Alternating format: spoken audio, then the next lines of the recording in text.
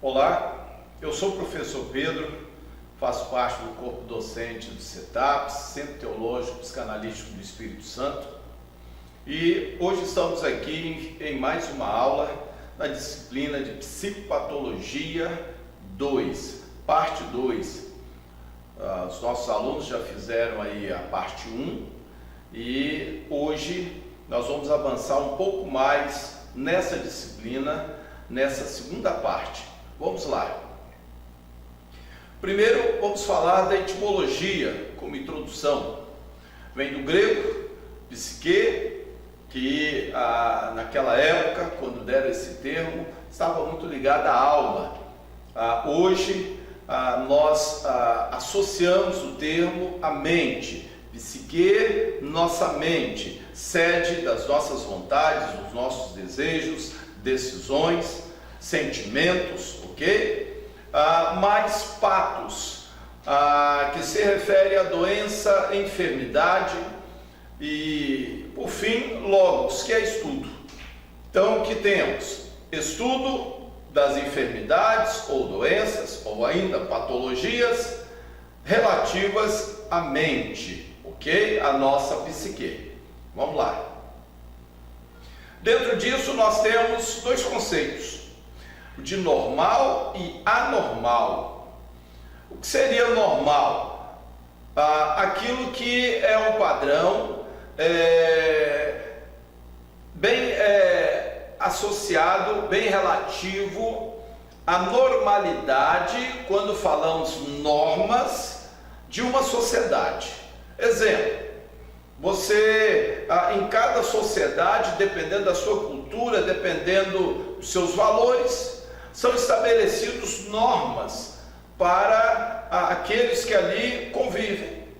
Normas de relacionamento, normas de convivência, e daí vem o termo normalidade, ou seja, estar alicerçado, alinhado com as normas daquela sociedade. Então, por isso que o ser considerado normal é aquele que ele está alinhado com as normas da sociedade a qual ele está inserido. E vemos então outro termo, anormal. O que seria o anormal? É exatamente o indivíduo que foge a esse padrão. O padrão de normalidade, o padrão de seguir as normas, cumprir as normas. Então, para aquela sociedade ele é considerado anormal, porque ele não cumpre as normas que são habituais, são corriqueiras, são aceitas por aquela sociedade em que ele está inserido. Nós temos ainda dentro do padrão normal, o que seria um patamar acima, que é o positivo, entre parênteses ali, gênio, que é o que? Nós temos o indivíduo que está alinhado com as normas daquela sociedade, ele não destoa, porém, ele está um nível acima em termos de padrões. Então, ele dá uma certa excelência a esse padrão de normalidade. Ele, inclusive, puxa o meio social onde ele está para esse nível, que são pessoas que realmente têm uma busca de excelência em termos de padrões de convivência, de padrões morais, éticos. Então seria um nível a mais. Podemos olhar o outro lado também, que seria fora do padrão normal e também positivo, que é no tocante à sabedoria, ao próprio QI, a inteligência. Então nós temos um indivíduo que está um pouquinho acima do padrão normal. E ainda temos um indivíduo chamado são. O que é isso? Do ponto de vista médico, o indivíduo são, e aí a premissa, ele parte de onde? Do indivíduo normal, o indivíduo que está bem alinhado com as normas do meio em que ele está vivendo, convivendo. Mas além disso, ele olha para si e está de bem com a vida, se sente bem. Então, ao olhar da sociedade para o indivíduo, que o julga normal ou anormal, dentro das normas ou não, e ao olhar do indivíduo para si mesmo. E aí ele se considera são ou não. E aí vem o bem-estar, vem qualidade de vida, vem não ter patologias que o desestabilizem, nenhum tipo de transtorno. Então, esse é o indivíduo considerado são. Na outra vertente, no anormal, nós já entendemos que é aquele indivíduo que não cumpre as normas normais que nós temos, normas comuns a uma sociedade onde ele está inserido. Normalmente ele as quebra e chama a atenção, destoa do conjunto. E aí nós temos esse indivíduo anormal também um grauzinho acima, uma anormalidade também chamada positiva. Qual seria? Vou citar um exemplo, um indivíduo com características psicopatas. O psicopata, ele tem uma ausência de sentimentos, uma deficiência emocional. O seu sistema límbico não funciona como o da maioria. O sistema límbico é responsável por nossas emoções e, como consequência, comportamentos. E o psicopata, ele tem uma frieza emocional, uma deficiência nesta área do sistema límbico, que é genética, ele já nasceu assim, psicopata nato, e com isso ele toma decisões sem que elas sofram a influência da sua área emocional. São decisões frias, muito racionais, e a razão dele é o seu bem-estar. Então esses indivíduos prosperam, eles galgam altos postos rapidamente, estão aí à frente de multinacionais, alguns se tornam políticos, liderando estados, nações. Por quê? Eles têm a frieza para tomar decisões, eles geralmente têm um grau a mais de inteligência no QI, e não há a deficiência ou o comprometimento emocional. Muitas das nossas emoções são comprometidas pelo lado emocional. Até há o curso de inteligência emocional que ensina a buscar esse controle emocional para que você não seja afetado nas suas decisões. Você consiga controlar suas emoções, ok? Então, esse indivíduo que pode ser anormal, mas ainda assim positivo para ele, porque ele terá crescimento, ele terá um bom desenvolvimento. E aí, cuidado para você, quando ouvir a palavra psicopata, não associar sempre ao serial killer, não associar sempre a alguém que está em busca de matar, de destruir. Não quer dizer exatamente isso, ok? O psicopata é alguém que tem ausência de sentimentos, a sua área emocional é comprometida. Então, toda a parte sentimental, ela é muito fria, ela é deficiente e dá lugar ao quê? A razão, não a emoção. Ele é um sujeito extremamente racional, ok? Do ponto de vista negativo, nós temos o comportamento desviante, que é o quê? Aquele indivíduo que quebra normas, aquele indivíduo que destoa do conjunto, aquele indivíduo que não segue os padrões daquela sociedade onde ele está inserido.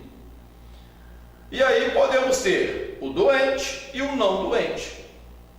O não doente é aquele que quebra as normas, e por isso considerado anormal, mas por um problema cognitivo.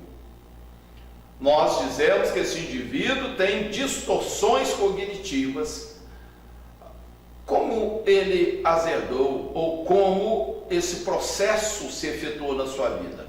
Através das suas vivências, as experiências que ele teve na sua infância, ao longo do seu desenvolvimento, no âmbito familiar ou extrafamiliar, os exemplos que ele teve e que fizeram parte da sua cognição, da sua forma de pensar, são registros memoriais que ele tem, que ele acessa e que geram comportamentos. Não é culpa do indivíduo, ele apenas reproduz aquilo que ele recebeu, aquilo que faz parte da sua composição cognitiva, ok? Então não é uma doença, nós chamamos de distorções cognitivas que podem ser ajustadas, que podem ser reestruturadas. E aí, dentro da terapia cognitivo-comportamental, um exemplo, nós podemos reestruturar cognitivamente esse indivíduo, dando-lhe qualidade de vida, trazendo-o de volta à normalidade, ok? E temos um indivíduo anormal e aí sim, doente. O que lhe traz essa anormalidade? O que lhe faz quebrar regras? O que lhe faz não conseguir alinhar-se às regras que regem aquela sociedade, aquele meio social em que ele está inserido? Seriam patologias. Então é um indivíduo que, do ponto de vista biológico ou genético, ele tem algumas patologias, e estas patologias é que o levam a quebrar regras, quebrar normas e fugir da normalidade. Vamos citar alguns exemplos: bipolaridade, borderline e muitas outras. Então é um indivíduo que precisa de acompanhamento médico, tratamento, acompanhamento farmacológico, para que mantenha então a sua patologia, o seu transtorno sobre domínio, controlado, para que ele então não quebre estas regras do meio em que ele está inserido, ok? Vamos seguir. O conceito de normalidade. Normal é, em sentido global, um comportamento próprio da maioria das pessoas pertencentes a uma determinada esfera sociocultural. Como já falamos, então, quem é a pessoa normal? É a pessoa bem inserida, bem adaptada às regras, às normas da sociedade a qual ele está inserido. Já o anormal é aquilo que num determinado comportamento se desvia da norma do correspondente grupo a que o indivíduo pertence. Então, alguém que volta e meia se desvia da norma, quebra as normas, é o sujeito considerado anormal. Pode ser, como já dissemos, alguém doente ou não doente, apenas um processo de distorções cognitivas que o levaram a quebrar essas normas. E o são, um caso especial do normal. Então a primeira coisa, o indivíduo são é o indivíduo que já parte do padrão normal, ele é normal, ele está alinhado com as normas do meio, mas em geral excede o âmbito da norma. De modo mais global, designa também o estado de conjunto de um indivíduo e não se refere como conceito de norma a determinados aspectos do comportamento. Para a OMS, Organização Mundial da Saúde, são é sinônimo de bem-estar. Então, ele excede o padrão de normalidade. É aquele indivíduo que ele traz alguma coisa para somar a essas normas, para trazer excelência às normas, àquela sociedade em que ele está inserido. E geralmente os tais indivíduos estão de bem com a vida, podemos dizer que vivem muito bem em termos de bem-estar, olham para si mesmo e gostam do que vem, gostam do seu estado pessoal. O conceito de doença. Enfermidade em sentido médico. Quando falamos em enfermidade, do ponto de vista médico, baseia-se em dados anatomopatológicos e fisiopatológicos, ou seja, são dados relativos à anatomia do indivíduo, ao seu corpo e fisiológicos, né? Então, alterações anatômicas ou fisiológicas são configuradas, são vistas como enfermidades do ponto de vista médico. Então, há alterações, nós temos aí então inserido uma enfermidade, algo que precisa voltar à normalidade. Enfermidade em sentido sociológico, é o socialmente adaptado. Então, o que é o enfermo? É o que não está socialmente adaptado, é o que destoa da sociedade. Enfermo é o que não consegue cumprir as regras, as normas daquela sociedade onde ele está inserido. Isso vai lhe trazer o mal-estar, isso vai fazê-lo enfermar, porque ele está na contramão da sociedade, do social onde ele está inserido. Enfermidade em sentido psicológico baseia-se no sofrimento. Então, se há o sofrimento, se há a percepção de sofrimento do indivíduo, é porque ele percebe que há algum mal nele, ou seja, depressão, ansiedade, fobias. Então, há várias crenças limitantes, há várias situações que trazem sofrimento, conflitos internos entre o que o indivíduo quer e o que ele pode, entre desejo e poder. Essas coisas trazem o que? Sofrimento. E o sujeito enferma. Então, essa é a enfermidade psicológica. Enfermidade em sentido forense é aquela ligada aos recursos que o direito usa para defender um cliente, para trazer imputabilidade acerca de um crime ao indivíduo. E o que é isso? Ora, o indivíduo não é imputável, ou seja, é o indivíduo que praticou alguma coisa sã, consciente. O indivíduo é imputável. Então, nós temos aqui uma outra situação. Por isso que, do ponto de vista forense, psiquiatras, psicólogos vão examinar o quê? A sanidade mental. Esse indivíduo é imputável ou não? Né? Então, ele estava consciente, ciente do que estava fazendo, dentro das suas faculdades mentais normais ao executar tal ato? Ou esse indivíduo não tinha controle de suas ações?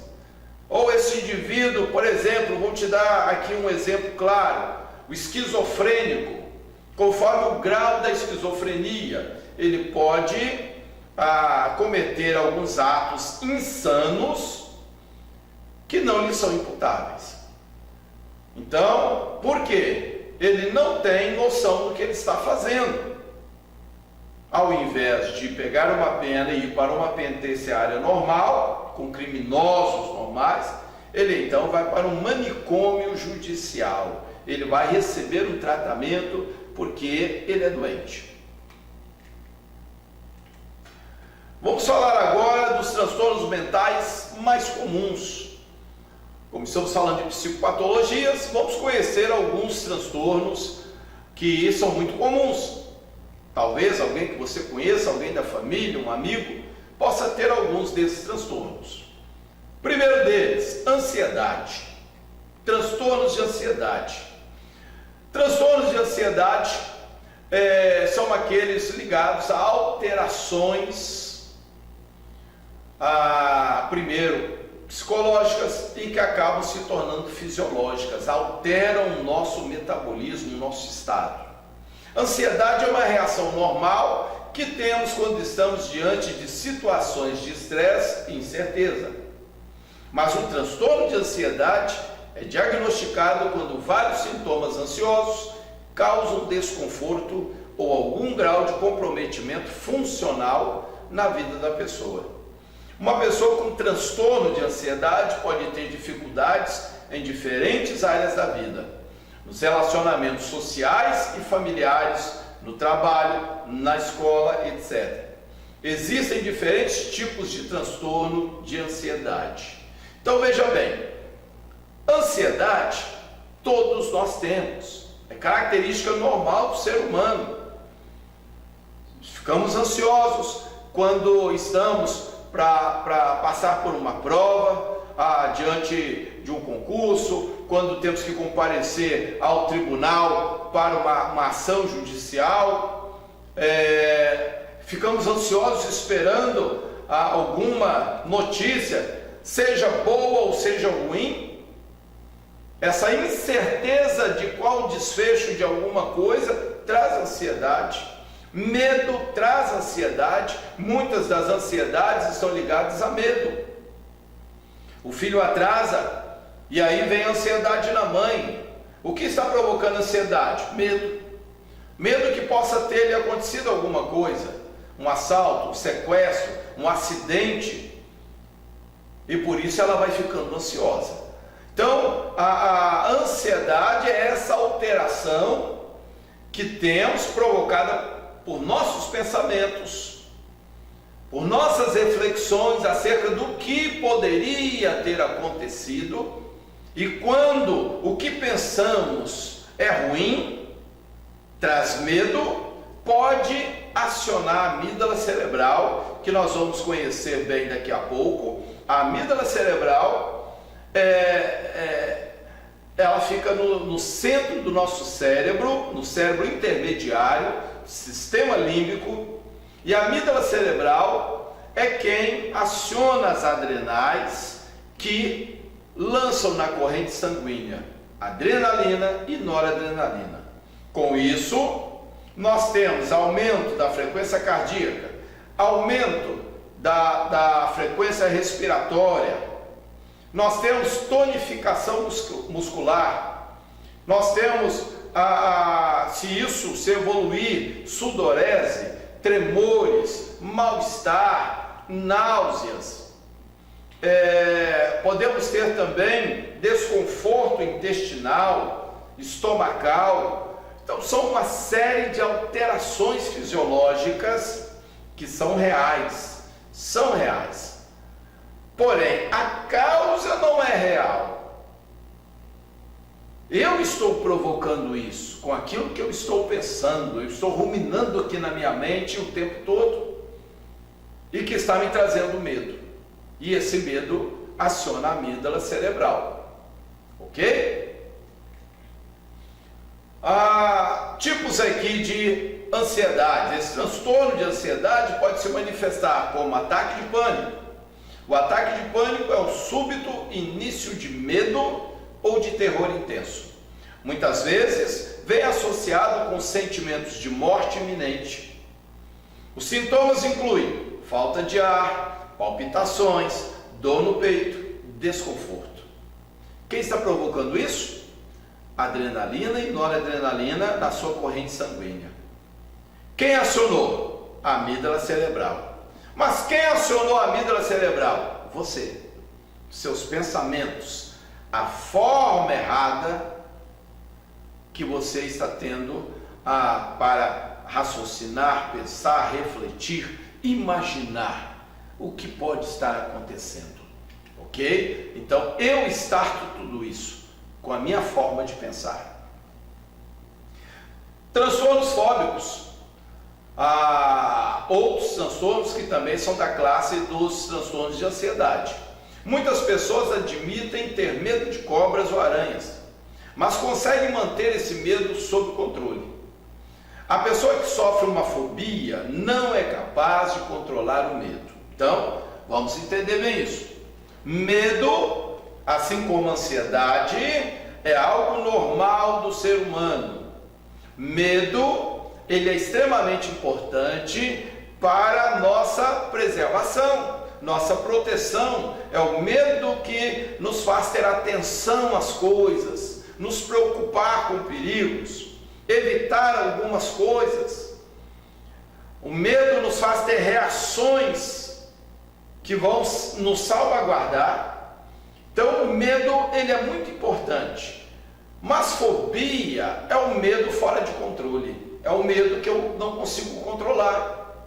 E por isso, ao invés de, por causa do medo, eu raciocinar e tomar medidas preventivas, ter ações preventivas, se é fobia, se é o medo incontrolável, eu deixo de raciocinar. Eu ajo então por instinto. O instinto é exatamente a reação ao medo provocada pela amígdala cerebral. Ela te dá uma reação muito rápida, mais rápida do que o raciocínio normal. É a reação instintiva, é imediata, que é quando você se depara com um perigo iminente e você tem uma reação imediata, sem sequer ter pensado, raciocinado sobre aquilo. Então a pessoa que sofre uma fobia não é capaz de controlar o medo. Estes sentem um medo irracional quando se deparam com um objeto, um animal ou uma situação que estimula a sua fobia. Geralmente acabam desenvolvendo um comportamento de evitação. O sujeito tem uma fobia de locais apertados, que é a claustrofobia. Então ele evita entrar no elevador, prefere subir vários andares de escada para não sentir toda aquela reação tão incômoda para ele. Então, para evitar a fobia, ele desenvolve uma estratégia de evitação. Existem diferentes estímulos fóbicos que desencadeiam esse medo racional. Viajar de avião, dirigir um carro, elevadores, palhaços, dentistas, sangue, tempestades, etc. Todas essas situações que nós falamos aqui estão ligadas a experiências traumáticas que tivemos lá na infância. Em alguma etapa do nosso desenvolvimento, nas nossas vivências, então tivemos experiências traumáticas que nos marcaram. Houve um registro daquela experiência. O hipocampo, quando ele registra uma memória, ele não coloca ali apenas imagens, apenas o que aconteceu, mas ele registra também sensações, emoções, como medo, pavor, tristeza, o choro. Tudo isso está registrado naquela memória. Se ela foi traumática, ela tem uma grande amplitude sináptica, ou seja, ela é facilmente perceptível pelo cérebro. Se houver correlação com alguma coisa que você veja, muitos anos mais tarde, você vai lá e vê uma situação, presencia, é envolvido numa situação e que o cérebro busca uma memória que tenha relação com aquilo na sua mente, porque ele quer te dar o quê? Parâmetros de comportamento diante daquilo. E ele vai encontrar o quê? Aquela memória traumática. É por isso que quando o indivíduo vai chegando para entrar no elevador, ele sente algo ruim. O cérebro olhou o elevador, lugar apertado, pequeno, confinado, e aí encontrou uma experiência correlata. Ele encontrou você, ainda novo, preso no armário, preso na despensa, caiu num buraco, ficou ali no lugar apertado, e aí ele vai fazer a leitura dos sentimentos daquele dia e trazer para o seu presente, para aquele momento em que você está diante do elevador, e por isso você tem aquela reação tão ruim em relação ao elevador e você o evita. As mais comuns são, então vamos lá, fobias. Nós temos aqui uma cena que mostra mais ou menos a ação daquilo que falamos, da amígdala cerebral, que encurta o caminho e te traz uma reação mais rápida. O indivíduo ali, ele está vendo uma serpente. No momento em que ele vê a serpente, a imagem dela, ela corre ali, aquela seta azul que você está vendo, ela corre, passa pelo tálamo, que é um filtro que nos ajuda a identificar as coisas, E muitas vezes nesse filtro, se nós já temos a informação de que algo é perigoso, ele vai entrar em ação para encurtar o caminho dessa informação, que deveria ir normalmente até o lobo occipital. Veja a seta continuando após o tálamo, aquela bolinha azul, a seta continua até a nuca. O que temos aqui? Nós temos o lobo occipital, é a região onde nós temos armazenadas inúmeras imagens, é a região ligada à sua visão, córtex visual. No córtex visual, aquela imagem é identificada.